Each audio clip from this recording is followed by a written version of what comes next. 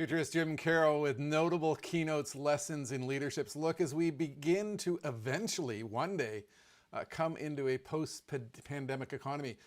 There's a lot of lessons that we can learn as to what we need to be doing to align to new customer change, disruption in our markets, the fact that our world is not going to look anything like it was before because we have simply witnessed so much change. And what I've been doing is I'm running a leadership series that takes a look at some of the keynotes that I've done on stage over a 25-year speaking career for some of the largest organizations in the world and putting into perspective the lessons that were learned along the way. Because I think what has happened is there's some powerful insight that I've gained by virtue of spending a whole bunch of time with a whole bunch of CEOs of a whole bunch of global organizations, listening to what he or she has had to say about the issues they've worried about to try to master growth, ensure that they're focused on innovation and opportunity, aligning themselves to the future and trends.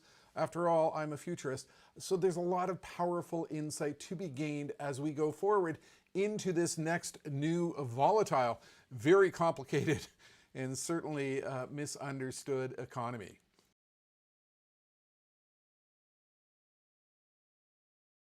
Is the new normal. Look, I got up this morning and began to work in the home broadcast studio here thinking that I wanted to talk about lessons in leadership and specifically a recovery-oriented mindset. And then through the day while I'm working in the broadcast studio here, we've seen the market undergo yet another period of massive volatility because the simple fact is, going forward, volatility is the new normal. And the thing is, we've been here before. I think personally this is probably my 6th or 7th recession or economic downturn or period of economic volatility that I've seen in my life. I mean, we know what this movie is like. And what this movie is like is those who focus on innovation, focus on the trends, focus on the future are those who win in the long term. And that is one of the most important lessons that I learned going through the great financial crisis of 2008. Let me put it in context. It's 2008, October. The market is melting down. Massive economic shock with a Black Monday, just like we saw with the original Black Monday in 1987. And a lot of tremendous volatility occurring in 2008 with the sudden collapse of Lehman Brothers and AIG. And look, the global shock was intense.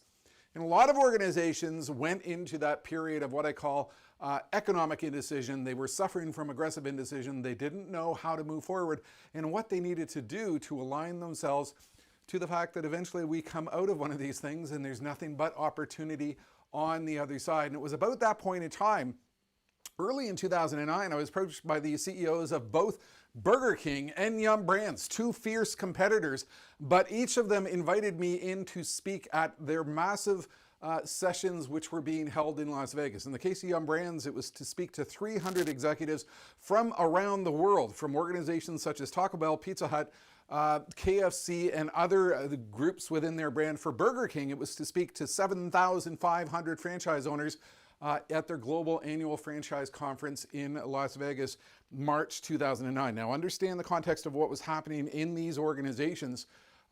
The gloom in 2009 was pretty intense, particularly in the fast casual restaurant industry.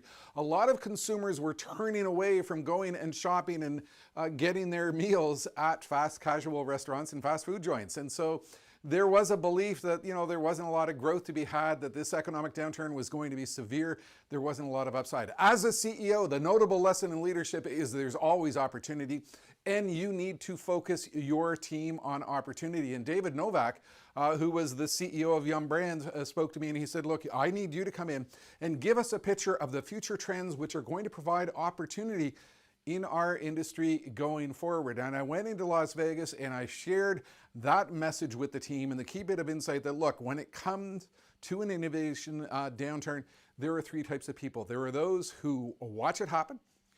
There are those who are wondering, what do I do to react to the events that are unfolding? And the third type is this: where do I discover the opportunity that is going to unfold? At the same time, I went into Burger King's Global Franchise Conference and spoke to 7,500 franchise owners from around the world and painted a picture of the trends which would provide future opportunities for growth in the global economy as well as specifically within their industry. In both cases, the key lesson was we need to focus not on where we are right now, but on where we are going. We need to look at the trends which are going to define opportunity and define the future. We're very much in the same set of circumstances right now. My belief is that we are going to see tremendous, much more volatility with the global pandemic. I mean, we can't have 30 or 40 million people unemployed in North America and not have a powerful economic shock. So there is a lot of volatility yet to come, and we saw that with the twists and turns and gyrations on the stock market today. Here's the reality. You need to be in a mindset that there is growth, that there is opportunity, that every single downturn comes with an upside. And the upside is in the trends which redefine markets, redefine customer opportunities, redefine opportunities to reposition and rebuild your brand, redefine what you can do in terms of new products and service opportunities. History is full of situations where we've seen organizations who, despite the volatility, are focused right now on getting through the 7 stages of economic grief and getting over to the period of acceptance and moving on and moving forward and taking advantage of those opportunities. So I want to share with you the clip of me on stage in Las Vegas, March 2009, focused on the message of when do you innovate? And I want you to watch that right now in the context of where we are with the global pandemic and what you need to be thinking and the mindset you need to establish to ensure that you are focused on the opportunity, on the future, on trends. That's it for now. Futurist Jim Carroll. Give it a watch. Change your mind. And I think the big question for everybody in the room is, when do we begin to innovate? Do we begin, once we're out of this economic challenge? Do we begin once we're comfortable that we're through the difficult times that we're seeing around the world? Or do we make the conscious decision right now, each and every one of us, that we are going to focus on the future from this point on? We're going to innovate and be ready for when we see that headline. I was talking at one event in October as the meltdown was beginning to occur, and the CEO was on stage, and part of his message was, look, given what's happening, we have 3 choices. Number 1, we can panic. Number 2, we can do nothing. Or number 3, we can continue to innovate, change, and adapt. You know what I like in what we're going through this period of time? I call it the 7 stages of economic grief. When you lose a loved one, you go through a bereavement process. You go through the stages of grief. You go through the anger stage. You go through the denial phase. And eventually, after a period of time, you get to the acceptance stage. You think about the rate at which these developments unfolded. I think a lot of us, for the last several months, we've been in the absolute shock phase. We're looking at our investments. We're in the anger stage. We're looking at our investments. We're in the denial stage. And what is happening within a lot of organizations, we're all like, in North American phrase, we're like deer in the headlights. We're standing here frozen. We don't know what to do next. We turn on CNN and it is a constant bombardment of negative news. When do we innovate? We have to make a conscious decision right now. And that's why you're having this conference right now.